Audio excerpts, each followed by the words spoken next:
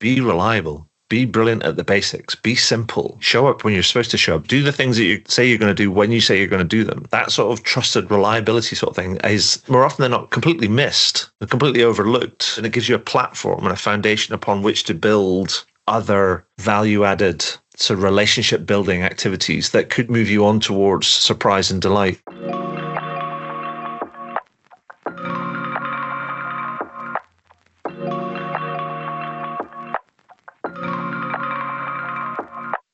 Welcome to the Digital Customer Communications Podcast, where we discover how regulated companies engage, retain, and delight customers at scale. Today, we're joined by Adrian Swinscoe. Adrian is the author of How to Wow, Punk CX, Punk XL. He's a regular writer for Forbes, and he's worked with brands including Apple, the FT, Now TV, TalkTalk, ITV, KFC, I didn't mean that to rhyme, and many more. Yeah. With over 25 years helping businesses with customer experience, Adrian shares his insights on how we can balance the human touch with emerging tech. Welcome, Adrian. Hey, Sam, how you doing? Nice to be here. Absolute pleasure to have you on the podcast. I think we should start with what is customer experience question. I know that's a big question, but for people who don't know, maybe might not be familiar with the term customer experience management, customer experience design. Can you give us a bit of an intro? So thanks for inviting me on the podcast, and I'm happy to kind of share a few insights about what's going on in this sort of space in my perspective. I mean, for me, customer experience is defined by the experiences that customers have with your brand across the journey. But the problem is that there is a distinction between the customer's experience and customer experience in reality, because people often get caught up in the trap that they can manage experiences or they can define the experience that somebody's going to have. The problem is they can't, because you can take, say, two different customers that have had, say, very, very different sort of days, and they come and with the same job to be done or the same query, and they do go through the same sort of steps with a particular kind of brand. How they experience that or how they perceive that may be very, very different depending on kind of what sort of perspective they're coming from. And so I think the reality is we cannot drive experience. All we can do is we can do the best to help our customers have the best experience that they possibly can have. And I think that, for me, that's the distinction. So when I work with the companies, that's one of the things I help them try and understand or sort of wrestle with is this is not an exact science. We have to think about listening to our customers, trying to understand them and trying to do the best that we can do to help them have the best experience possible. So what kind of things can we control that can have, I guess, the biggest influence on customer experience? So what kind of things do you work with companies on in terms of the kind of practicalities? Well, I think a lot of that comes down to just sort of listening to customers and then trying to understand what it is they're trying to do and trying not to necessarily over-engineer it. And to keep in mind is that most customers have things that they would like to achieve, and it's things they would like to achieve, their jobs to be done, if you like, and they want to be able to do those or resolve those questions or achieve those objectives as quickly and as easily and as effectively as possible. So it's thinking about, what do we do with that in mind? How can we make it simple? How can we make it easy? How can we make it quick? How can we make it effective? And if those become the overarching principles that we hold in mind when we think about all the things that we're trying to, in air quotes, design, then I don't think we're necessarily going to go far wrong. We're not guaranteed to get the best result, but at least we'll set along the right kind of path. And if we then test and measure what works, and then iterate and then try and improve wherever possible, then we will be on the track to hopefully driving better outcomes for both our customers and also our employees and our businesses. In terms of that, making things simpler, more effective, I think the rise of Apple, Amazon, these digitally native companies have led all companies to have this goal of simplicity in terms of customer experience as a goal. But in reality, the execution leaves a lot to be desired in a lot of companies. So sure. A lot of our audiences in regulated industries like financial services, in those kind of sectors, can you give us an idea of the challenges that companies face when it comes to making the customer experience more simple or more effective or more human? I mean, I think the thing that, take, for example, there was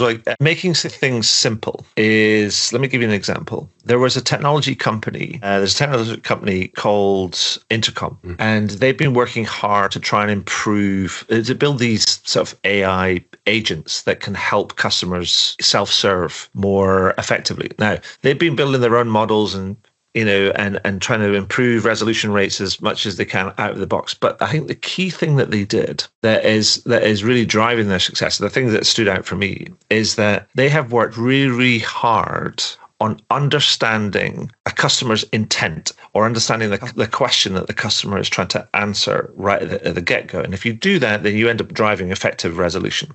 Because the problem is we assume that how we design things are going to work in the minds of our customers. But let me give you an example about how random people are. There was one bank I heard about who tracked how many different variations their customers could come up with in terms of asking for a very simple thing, i.e., what's the balance of my main account? When they tracked that over time, all these there's over this broad population of customers, I'll pose it to you. How many different variations did they come up with? God, 120? Not a bad guess. 200 different variations. I mean, it could be ever so slight variations. But if you don't understand that variety and you don't work to try and get very, very clear on what is the question that a customer is actually asking, then what you end up doing is you end up almost adding kind of loops and complexity into the process. So if you don't do that, if you like the homework up front, then you're not setting yourself up for a simple flow through. And I think for me that feels like it's a good example of how you can, when you think about simplicity, you've got to think about, well, what's the whole experience? You can't make these big assumptions. Oh, if somebody's going to ask for a balance of their main account and they want a quick access to that they're going to ask it in a specific way. You have to understand that there's variety in here, but you actually need to manage for that variety in order to make that the follow-on journey as simple as possible, if that makes sense. Yeah. So how do we account for the randomness and the diversity of human interactions? How do we know enough about our customers to understand them to the extent that we need to design the experiences that ultimately lead to brand affinity and great experience with our brands? I mean, I think it starts with, there's two things. One is not making assumptions about things. So for example, when you think about kind of communications, is not assuming that everybody is going to read a long email or a big document that they're going to send you. And can you break it down into bite-sized chunks in a way that's going to understand it? So make it so it's very focused on them and not just about you. We're going to send up one email because that's easy for us to do. And the second thing I would say first thing is don't make assumptions. And the second thing is customers are talking to you all the time, in emails, in phone calls, in chats, in messaging conversations, whatever it might be. So I think they're telling you lots of different things that you can use to fold into the conversation. In financial services, there's a really interesting thing that's kind of happened over the last year where the FCA has introduced this consumer duty regulation. And it's around trying to drive better outcomes and make sure that people are dealt with fairly and inclusively and with equity. And many of the big financial institutions are having to then, rather than just doing random sampling of kind of quality on a quality assurance basis, they're actually having to wrestle with this idea that we need to try and monitor 100% of our conversations. And that's proving really difficult. But there's technology that can help us with that. But that technology is not just there to help with quality assurance. It's also there. It can help us with insight. How do people talk about things? How do they respond to things? Where do problems arise? Where's how are levels of understanding? And there's lots of things that we can learn from that if we just dig into the history of conversations that we have with people, because, I think all the answers are there. We just need to go look for them. Yeah. And AI obviously gives us more of a capability to do that kind of data analysis at scale. But there comes, especially in financial services and regulated industries, the problems of feeding that data into these systems and making sure that we're looking after it, we're protecting it, etc., etc. Sure. In terms of the front end of that, do you see AI helping today improve the customer experience, or are more companies going wrong than they are going right with it? Well, actually, I think that recent research has shown that if you separate out all of the commentary and the hype and the promise out of the market, that there's only a small percentage of companies that are really using some of this new technology at scale. And the reason why they're doing that is because, one, they're frightened about some of the risks around data security and privacy and things and that's sometimes holding them back. Their fear of, can we control it? Can we kind of what can we reduce the risk of hallucination and these engines kind of making things up, which is not a risk department or a compliance department is going to go nowhere near that. If there's any risk, even if it's an infinitesimally small risk of something going wrong, they're going to err on the side of caution.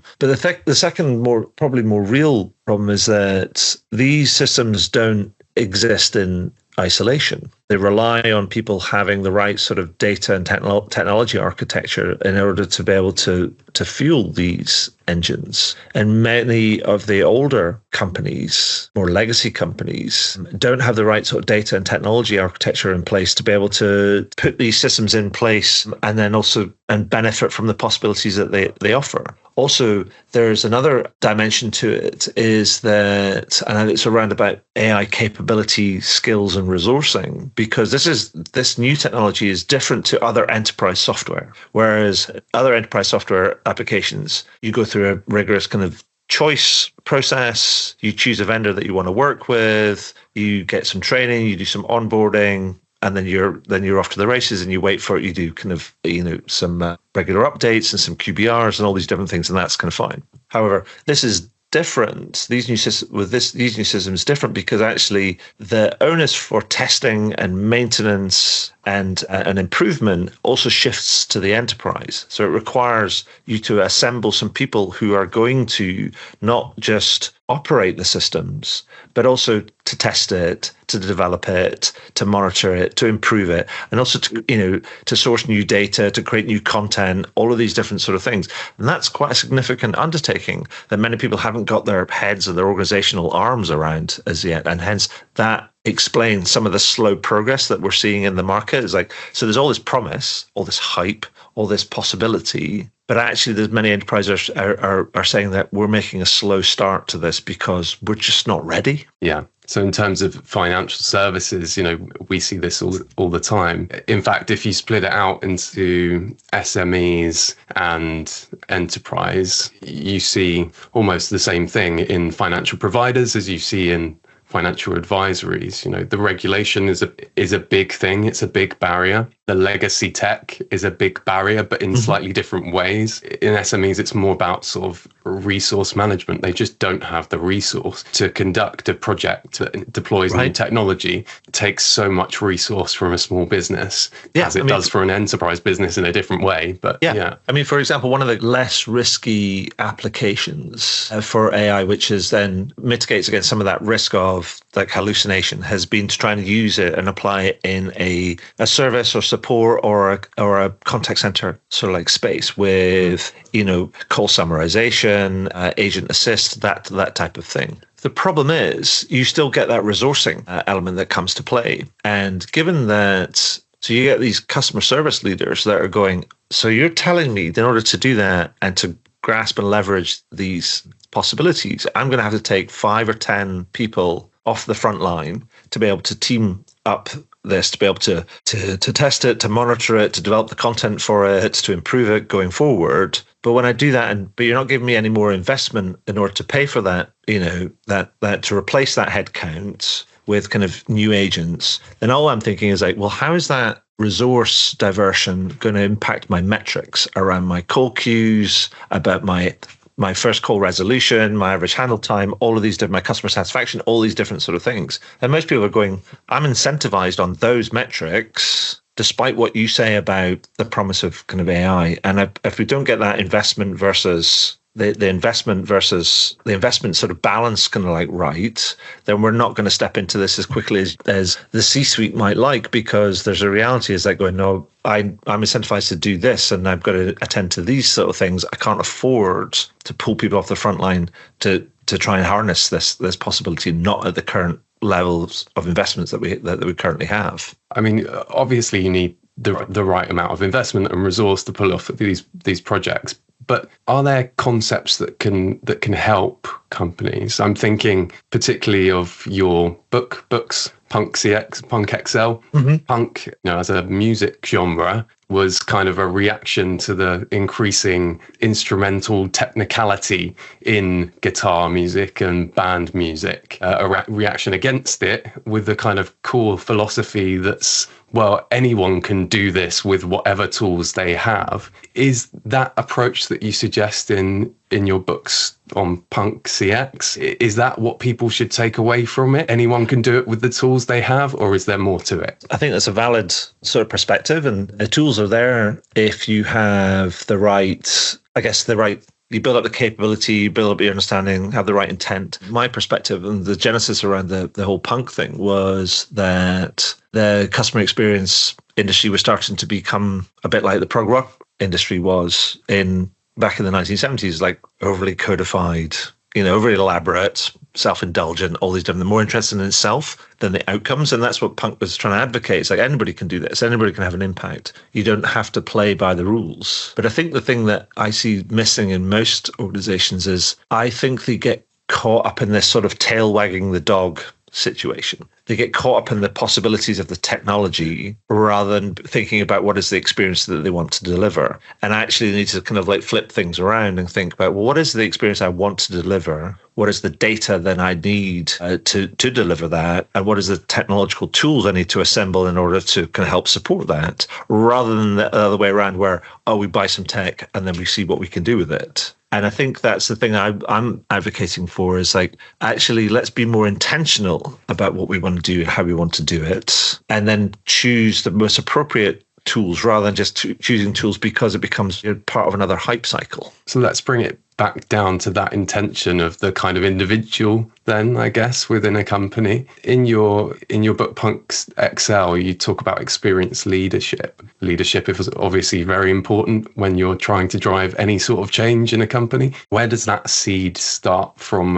and grow from, in terms of the individual? I want to champion, I want to be a leader of change in customer experience. Where do I start? Well, I actually don't think it's necessarily just about leadership at an individual level. It's about leadership at a brand level. The Punk XL was all about this idea that it became increasingly apparent that it was no longer sufficient to just talk about customer experience in isolation. And actually, we needed to take a more of a holistic sort of view of it. It had to be about the customer's experience, had to be about the employee's experience, had to be about the agent's experience, had to be about all these different experiences that kind of knitted together in a systemic sort of way. And so, for example, particularly if you think about the agent experience, I think that's becoming increasingly important because as we've seen digital tools evolve, where people are increasingly wanting to self-serve and things, but actually when things are maybe either complicated or complex or urgent, they want to reach out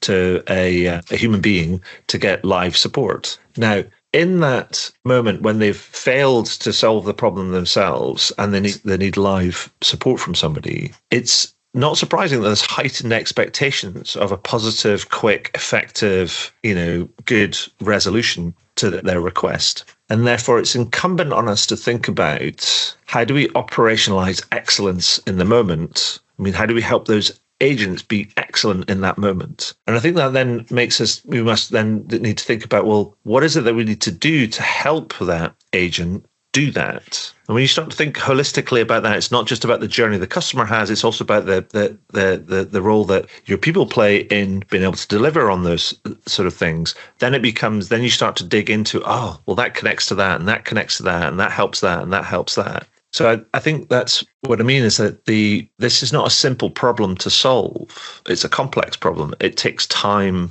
and effort and collaboration and coordination and all these different sort of things.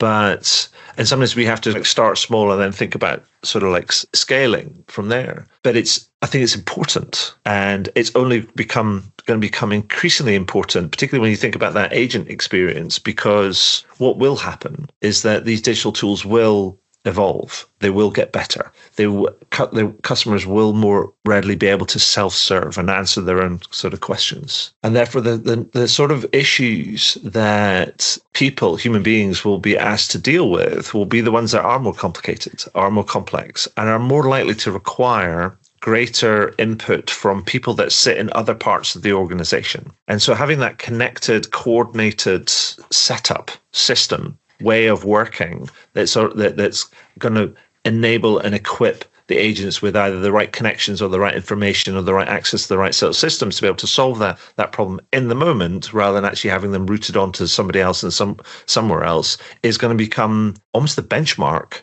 for what good looks like kind of going forward. We're not there yet, but that's sort of where we're heading towards. I suppose the difficulty with customer experience being so expansive is that no one can own it holistically. The impact of silos is perhaps greater than when a particular department or individual or leader would own something within an organization, because you never really have a great perception of the entire customer experience from within one silo or another, or B, great enough control of it. So whose responsibility is customer experience? How have you seen great organizations lead change in customer experience through that sort of collaborative culture? It has to sit with the CEO. I mean, ultimately, a business is nothing without its customers. And therefore, the responsibility and accountability and also, more importantly, the drive to want to drive these better outcomes has to come from the CEO. Now, that could be delegated to somebody like a chief customer officer, who becomes also the chief advocate for customers across an organization. But if you don't get the support and the drive from the very, very top of an organization, then I think things can become quite problematic. And so I'm always encouraged when I hear CEOs talk about different customers' experiences, different experiences that customers have, and how they're working to improve them, and how it's important, and how it drives their success, and so on and so forth. Because it sets a tone for everybody else. And I think that's where people say that actually it's not that their responsibility, and it is. It's it sits, I think, squarely with the CEO. And how do you see the division of human and digital experiences, tech, in that, I guess, the experiences that delight, so the experiences that the CEO wants to hear about? Well, I think actually the pursuit of delight or the sole pursuit of delight is sort of a myth, or not a myth. It's like a fool's errand, if you like, for a better description. Because actually, in reality, most people just want things to work and to do the things that they wanted to do when they wanted to do it. And so companies that do the basics brilliantly and do them all day, every day, are the ones that we generally return back to. And if you think about that from a very human perspective, that makes complete sense. Because like trust is built on reliability, credibility, belief, all those different things. Oh, you showed up when I wanted you to show up. You solved that problem when I asked you to solve it. You were there when I needed you. All those different sort of things. And from a human perspective, we have this survival instinct thing that sits in the back of our brain, top of our brainstem. I think it's in the amygdala, where it says we don't, when in the face of things that we feel threaten us, which could be the same as the risk of failure, disappointment, uncertainty, all those different sort of things, then we look for relief. And the avoidance, psychological studies and neuroscientific studies have shown that we value the avoidance of uncertainty, fear, failure, all these different things between, 5 and 12 times more than any other surprise or delight sort of event. And so I think there's real value in trying to just be reliable, be brilliant at the basics, be simple, show up when you're supposed to show up, do the things that you say you're going to do when you say you're going to do them. That sort of trusted reliability sort of thing is more often than not completely missed and completely overlooked, but there's huge value in doing that. If you did that, then it gives you a platform and a foundation upon which to build other value-added sort of relationship building activities that could move you on towards surprise and delight and further engagement. But the problem is that we're like magpies. As we go, oh, shiny object, there's surprise and delight over there, and we forget this other basic sort of stuff. But we forget that actually the basic stuff is what human beings really value. Yeah, that makes me think of personalization quite a lot. Chasing the shiny new. Oh, you can now personalize your website heading to someone's name, or, that kind of wave that hit us. But actually, if you send someone an email on their birthday with their first name in the first line and it's useless, it's still useless, it turns out. Particularly if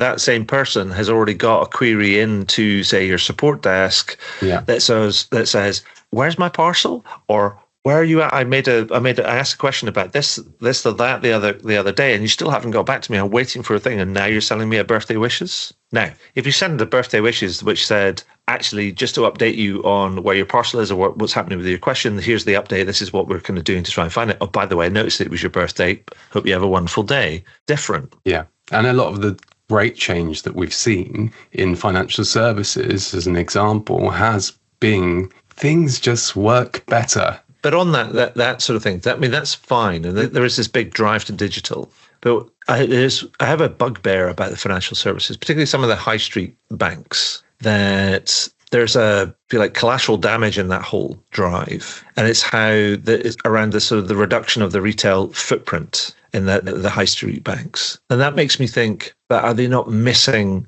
or they're not paying attention to many people's preferences? And it makes me think. Now I understand the traditional. There are fewer folks going into branches. Some of these kind of like village or town kind of branches, and the traditional economics of a branch often don't work any longer. But it's still not good.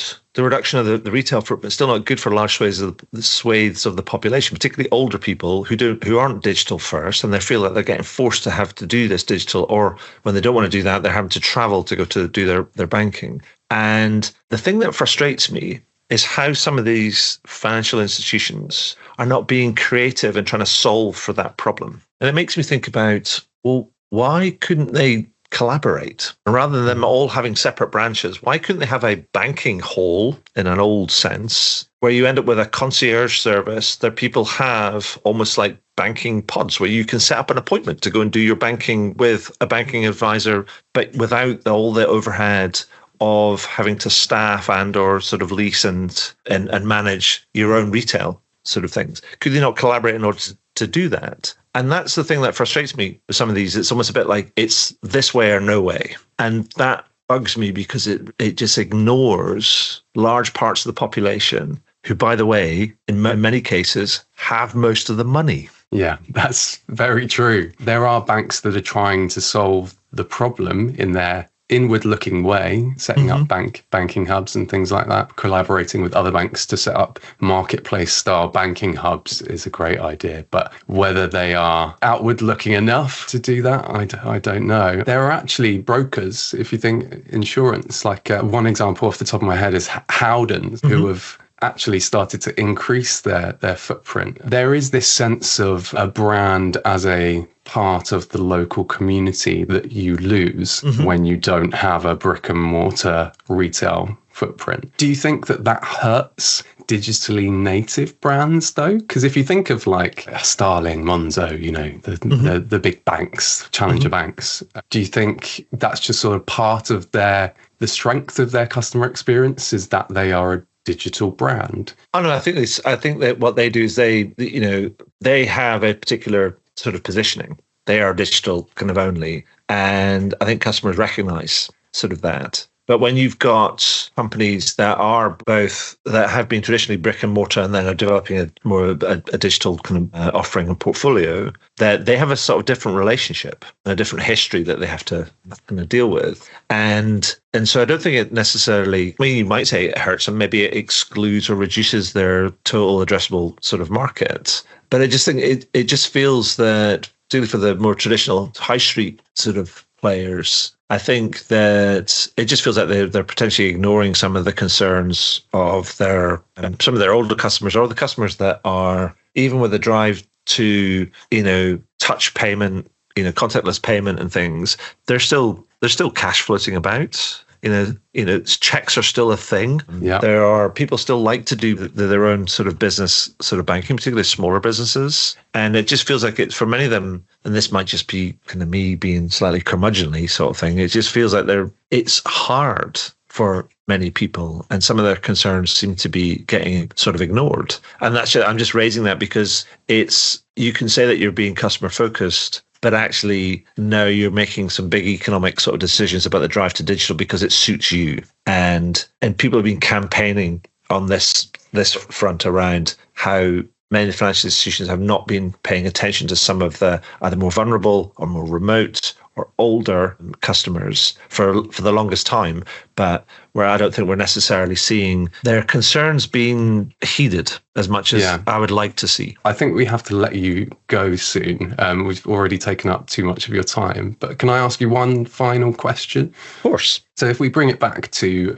financial advisors and providers, actually, let's bring it squarely to sort of financial advisors, because I think that's an interesting case where, a financial advisor or a team of financial advisors has quite a good grip on the experience of their client. It's a very, very traditionally one-to-one relationship, although getting more digital, hybrid, etc. What advice would you give to financial advisory firms who are hesitant about adopting new tech and scared of, I guess, regulation and we've tried to deploy so many tools over the last 10 years and our customers don't like it, it doesn't work. Where should they start for the highest impact in their customer experience? I would go back to something I said earlier. I would go back to that sort of tail wagging the dog idea. And I would say that they'd be well served to think about and to envision what sort of experience they would like to deliver to their customers. And maybe you can do that by educating yourself around what's the possibilities around technology and stuff, but don't just go down the technology rabbit hole. It's like step back, do that education, upskill yourself in terms of knowledge and things, but then step back and then envision what would be great for our customers. What would we like to develop and why, and how does it change across the different parts of the journey? And when you've done that envisioning sort of exercise, is then think about, okay, what tools would I need to utilize in order to deliver that? And then go and talk to your customers and see what they think. Just don't make assumptions about that this is the right thing to do just because everybody else is doing it.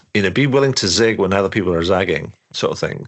Be willing to go slower, but in order to kind of help you go further, more sustainably and for longer. Because despite all the fact that things seem to be moving and evolving and very, very quickly, as we've seen, is sometimes it's a bit of a mirage. Things are not necessarily moving as fast as they are.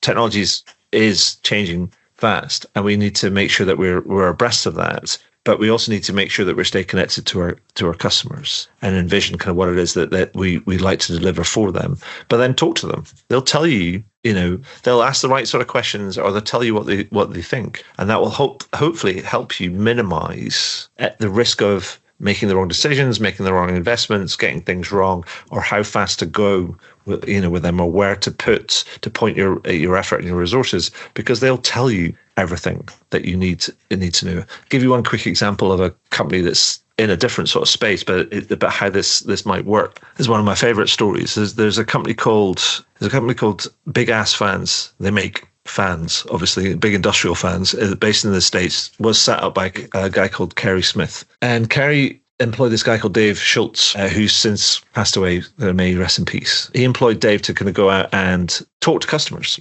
and Dave's remit from Kerry was like, look, Kerry said, look, I pay you salary, but you don't work for me. You work for our customers. And your job is to go off and talk to customers and find out what they like, what they don't like, and then bring it back to the business so we can learn from that. Now, most people go, we can send a survey to do that. And they're like, no, don't do that. We want to do it because we want to establish connection. We want to find out the small things that are not going to appear maybe in a call or on a survey, but are going to appear in a conversation, which is maybe over the phone or face-to-face or whatever. And they did that, and they kept doing it, and they were successful at it. And they built a team around Dave in order to do that. Kerry attributes that strategy as being one of the main drivers of the six-fold growth of that firm over the 5 years. They went from $35 million in revenue to $175 million in revenue in about 5 years. And that one thing, he says, was the key driver of that growth, because they found out all sorts of things about what customers didn't like, what they did like around packaging, about invoicing details, about instructions for assembly, all of these different things, about their communications, about all these different sort of things. The customers just told these little things, and they brought it back into the business, and they thought about it, and then they made changes, and they kept going, and they communicated that to customers, and just kept going and going and going. And